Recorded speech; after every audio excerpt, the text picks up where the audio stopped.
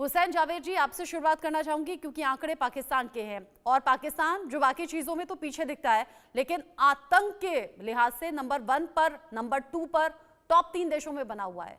कैसे देखें इन आंकड़ों को और इससे पाकिस्तान के आम लोगों का नुकसान कितना बड़ा है? जी, सबसे पहले आपका शुक्रिया कि आपने इनवाइट किया और मैंने आपकी सारी रिपोर्ट सुनी। अभी पहली बात तो ये कि उस रिपोर्ट में कहीं ये लिखा नहीं कि पाकिस्तान आतंक का आका है। ये आपके अपने अल्फाज हैं, ठीक है, वो आप कह सकते हैं, लेकिन उस रिपोर्ट में ये लफ्ज नहीं लिखा। दूसरी बात, उस रिपोर्ट में ये भी कहीं नहीं लिखा कि पाकिस्तान की वजह से आतंक फैला है। ये जरूर लिखा है कि पाकिस्तान आतंक का शिकार है, और ये बात जो है ये बिल्कुल सही है।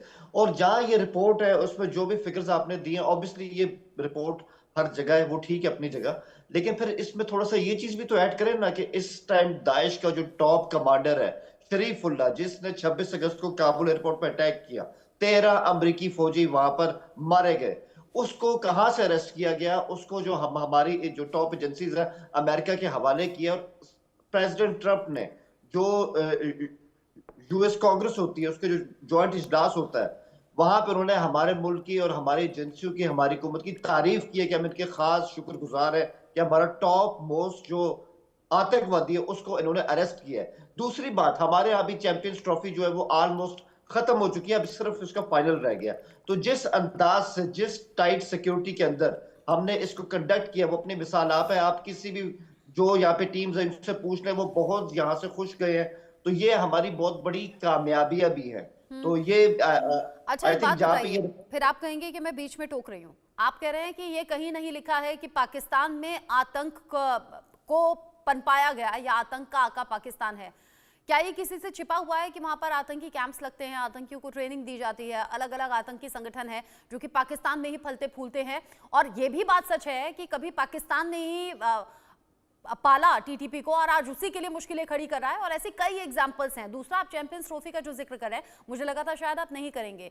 अब ये बात अलग है कि हाँ, जिस शहर में मुकाबला हो रहा है वहां नहीं, लेकिन बाकी जगहों से तो लगातार धमाके और आतंकी घटनाओं की खबरें सामने आई। मुझे लगा शायद आप इशारा नहीं करेंगे, लेकिन आपने तो खुद ही कह दिया और आप इस पर पीठ भी थपथपा रहे हैं। आप कह रहे हैं कि सब कुछ शांति से हुआ, गर्व की बात है। देखिए मैम, बात ये कि इस पे मैंने पहले भी कई बार कहा है, जो हमारे इलाके हैं जैसे हमारे बलूचिस्तान के इलाके और हमारे केपीके के स्पेसिफिकली वो इलाके जो अफगान सरहद के साथ लगते हैं, पाकिस्तान वहां का हिस्सा हालात नहीं है खराब क्या है। वो? मैम, अगर अब आप मुझे बात कंप्लीट करने देंगी तो मैं फिर अपनी राय जी, उसमें अपनी बोलिए। दे सकूंगा। बात ये कि सबसे अहम बात यह कि जब से वहां पर तालिबान हुकूमत आई है अगस्त 2021, उसके बाद से हालात खराब हुए। हालांकि हमें उम्मीद थी कि वो जो है उनके साथ हमारे पुराने ताल्लुकात रहे। अब हम जो है वो अफगानिस्तान के अंदर एक कंस्ट्रक्टिव किस्म की गवर्नमेंट देखेंगे और यहाँ पे कोई अमन मान होगा। लेकिन इशू क्या हुआ है, मतलब हम क्या कहें, हमारी जुबान तो खुद अमरीकी सदर जो है वो हमारी ही जो है वो तर्जुमानी कर रहे हैं कि 7 लाख 7 लाख जो है वहां पे असला जो है, बंदूकें ले लें, गाड़ियां ले लें, ये अमेरिका ने अफगानिस्तान में छोड़ दिया था। इस सारे असले की मालियत बनती है $7 अरब। और बाद में कई दफा आपके शोज में मैंने कहा है कि जिस तरह टीटीपी को अफगानिस्तान के अंदर सेफ हेवंस दिए गए, ये जो सोफिस्टिकेटेड असला है ये उनके हाथ लगा है। और ऑब्वियसली जब आपके पास अमेरिकन असला होता है तो फिर उसको रोकना इतना आसान नहीं होता। यही वजह है कि हमारे इलाकों में, खासकर जो हमारे केपीके के इलाके, यहाँ पे टीटीपी बहुत एक्टिव हुई है, इसमें कोई शक नहीं है।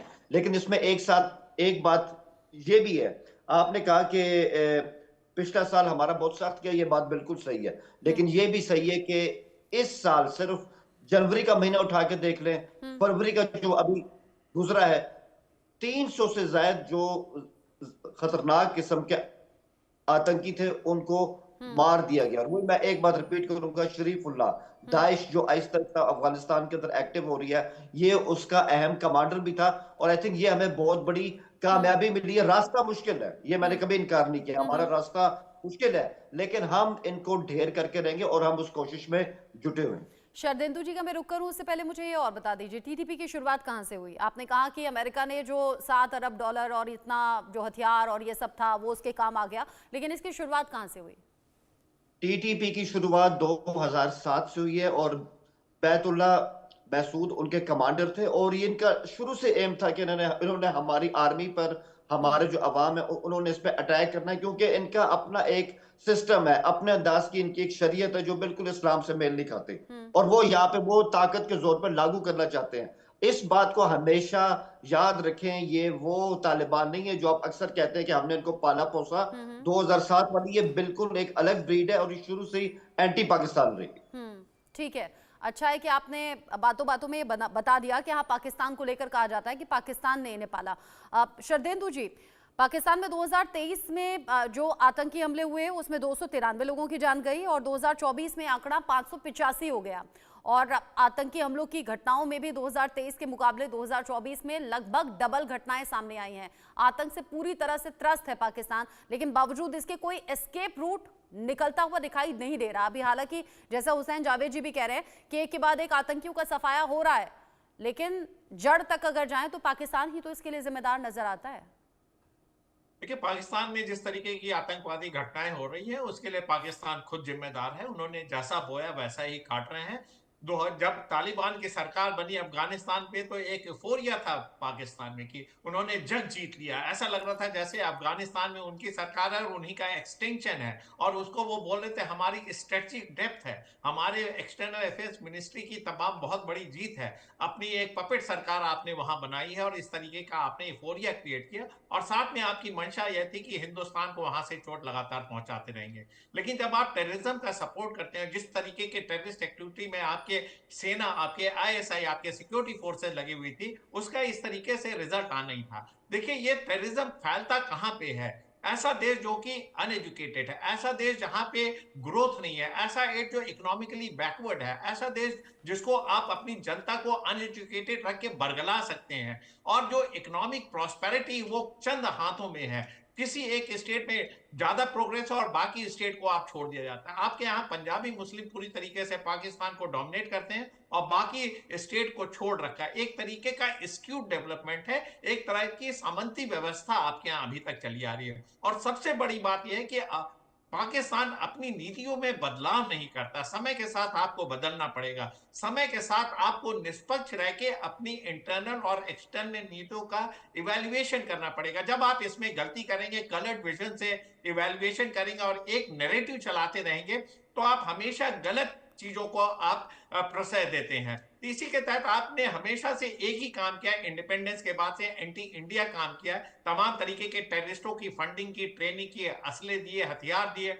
और उसको हिंदुस्तान के खिलाफ आपने इस्तेमाल किया। और यही आप कोशिश अफगानिस्तान में कर रहे थे, लेकिन आपको वहां चूक गई। आप पश्तूनों को नहीं समझ पाए, अफगानिस्तान को नहीं समझ पाए, और जहां तक ड्यूरेंट लाइन का सवाल था उसको आप नहीं आइडेंटिफाई कर पाए। जब तक अफगानिस्तान में तालिबान क्राइसिस में था या स्ट्रगल कर रहा था, आपके यहाँ ड्यूरेंट लाइन का कोई महत्व नहीं था, लोग आ जा रहे थे।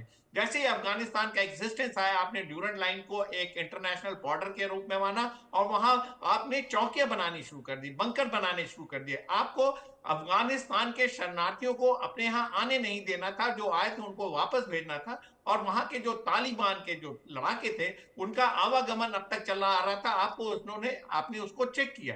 इसी के तहत पाकिस्तान में देखिए तमाम तरीके की एक्टिविटी शुरू हुई है। आपने एंटेगनाइज किया तालिबान को, और इसी वजह से तहरीके तालिबान और पाकिस्तान जो शुरू शुरू में आपके फंड, आपकी सेना की मदद करता था, आपके बरखलाफ जाने लगा और आपकी सेनाओं को चोट पहुंचाने लगा। देखिए, आपने एक अपना बहुत महत्वपूर्ण एलाई खो दिया है, आपको इसको मानना पड़ेगा। और आप ये नहीं कह सकते कि जो टीटीपी में हो रहा है उसी की वजह बलूचिस्तान है, उसी की वजह सिंध है, उसी की तरह वजह खैबर पख्तूनख्वा है, या पीओजेके में आप जिस तरीके के वहां रिसेंट में चल रहे हैं। आपके देखिए चार के चारों स्टेट डिफरेंट डायरेक्शन में जा रहे हैं, और साथ में देखिए ईरान से भी आपकी तलखियां बढ़ी हैं। तो कहीं ना कहीं आप पूरी तरीके से फेल हुए। जो टेररिज्म बढ़ा है वो वीक लीडरशिप का उदाहरण है, वीक लीडरशिप को इंडिकेट करता है। आपके यहाँ जो आम आवाम है वो सड़कों पे है, वो क्यों टेररिस्टों को पनाह देते हैं? क्योंकि वो कभी कभी उनके हक की बात करते हैं। जब उनको जस्टिस नहीं मिलता, जब उनके रिसोर्सेज नहीं है, इन्फ्लेशन हाई है, रोटी खाने को है नहीं, सरकार कोई मदद कर नहीं रही है, और सरकार हमेशा एक फॉल्स फ्रंट पोज कर रही है, तो क्यों नहीं वो टेररिस्टों को मदद करेंगे? क्योंकि वो उनके आका बनते चले जा रहे हैं।